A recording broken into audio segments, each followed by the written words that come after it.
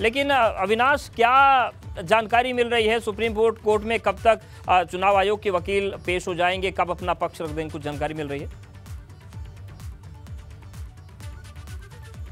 देखिए, अभी थोड़ा उद्देश्य इंतजार करना पड़ेगा, क्योंकि चीफ जस्टिस ऑफ इंडिया अभी जिस तरीके से जो बेंच है वो दोबारा से नहीं बैठी है। कुछ ही देर में बेंच बैठेगी, जिसके बाद अगर बात करें तो दलीलें रखी जाएगी। चुनाव आयोग के जो वकील है अरविंद दातार, वो तमाम तरह जो चुनाव आयोग के अधिकारी हैं उनसे बातचीत कर लिए हैं। उनसे बातचीत करके जो भी डिसीजन है उसको अब सुप्रीम कोर्ट के चीफ जस्टिस ऑफ इंडिया के सामने रखेंगे और बताएंगे कि क्या 72 घंटों के लिए रामपुर का चुनाव होल्ड किया जा सकता है या नहीं किया जा सकता है। उसके बाद फिर सुप्रीम कोर्ट अपनी कोई टिप्पणी देगा। तो इंतजार हो रहा है बेंच के बैठने का। कुछ ही क्षणों में बेंच बैठेगी, उसके बाद फिर से एक बार दलीलों की जो प्रक्रिया है वो शुरू होगी। और उसमें अगर बात करें तो अरविंद दातार चुनाव आयोग के जो भी जवाब है, जो भी उन्होंने अधिकारियों के साथ राय मशवरा किया है, जो भी अधिकारियों ने उनको इत्तला किया है, बताया है कि हाँ क्या अपहोल्ड हो सकता है चुनाव कि नहीं हो सकता। अगर नहीं हो सकता तो ये भी कारण बताना होगा कि क्यों नहीं हो सकता है, क्या कारण है कि जिसकी वजह से रामपुर का चुनाव जो है उसे रोका नहीं जा सकता है 72 घंटों के लिए। तो ये तमाम तरह तर्क दलील अभी रखनी होगी। कुछ ही देर में बेंच एक बार फिर से बैठेगी जस्टिस DY चंद्रचूड़ और जस्टिस सीमा कोहली की, जिसमें ये पूरी सुनवाई एक बार फिर से शुरू होगी। तो इंतजार सभी को है कि ये बेंच कितनी देर में बैठती है,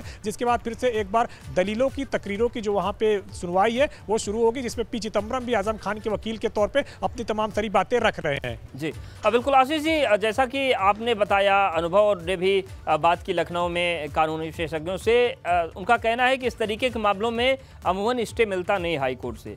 तो क्या फिर ये जो पूरा मसला है ये केवल इतने का है कि जो स्टैंडर्ड प्रोसेस है वो तय हो जाए और कम से कम कोई व्यक्ति जो सजा याफ्ता है उसको इतना वक्त मिले कि अपनी प्रोसेस, अब उसके जो न्यायिक अधिकार हैं उसका वो लाभ उठा ले, उसके बाद फिर जो प्रक्रिया आगे बढ़े? केवल इतनी सी बात है इसमें?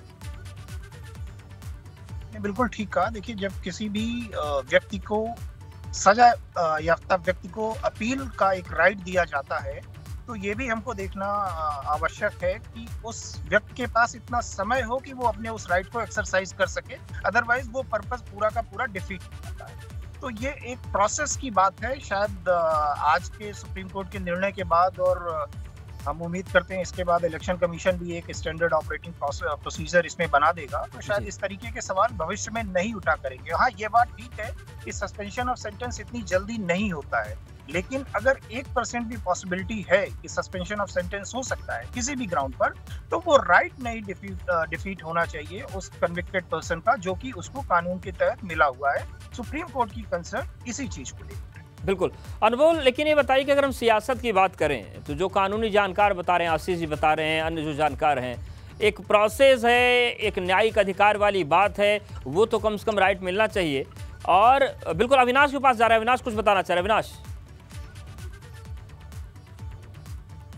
जी उद्देश्य, अगर बात करें तो सुप्रीम कोर्ट में बेंच बैठ चुकी है और एडवोकेट दातार ने दलील रखने शुरू कर दी है। अपनी पहली लाइन में उन्होंने कहा है कि हम इसे टाल नहीं सकते, यानी कि रामपुर का जो चुनाव है उसे संवैधानिक कारणों से 72 घंटों के लिए नहीं टाल सकते, क्योंकि नोटिफिकेशन वगैरह पूरी उस तरीके से जारी हो गया है, चुनाव आयोग की उस तरीके से पूरी तैयारियां हैं। अब देखना ये होगा कि क्या कुछ दलीलें रखी जाती है और क्या कुछ कहा जा सकता है। लेकिन अब ये स्पष्ट कर दिया गया है कि चुनाव आयोग चुनाव टालने के मूड में नहीं, क्योंकि दातार ने अपने पहले ही लाइन में कहा है कि हम इसे संवैधानिक कारणों से स्थगित नहीं कर पाएंगे। यानी कि जिस तरीके से अगर बात करें तो सुप्रीम कोर्ट के चीफ जस्टिस ने कहा था कि क्या 72 घंटों के लिए अपहोल्ड नहीं कर जा सकता है रामपुर का विधानसभा का उपचुनाव, जिससे कि आजम खान को इलाहाबाद हाई कोर्ट जाने का मौका मिले, वहां पर जाकर के वो अपनी जो है पिटीशन दायर कर सके, वहां पर जाकर के अपनी जो दलीलें है वो रख सके। तो चुनाव आयोग के वकील ने पहले ही लाइन में इस बात को कहीं ना कहीं खारिज कर दिया और ये साफ तौर पर कह दिया कि हम अपहोल्ड नहीं कर सकते हैं। अब ये देखना होगा कि सुप्रीम कोर्ट में पी चिदम्बरम क्या बोलते हैं और इसके बाद सबसे महत्वपूर्ण रहेगा कि सुप्रीम कोर्ट का क्या निर्णय आता है। बिल्कुल इस पर निकाय बनी है, क्योंकि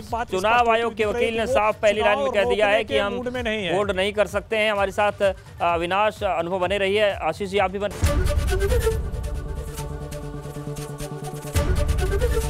ABP गंगा, खबर आपकी, जुबान आपकी।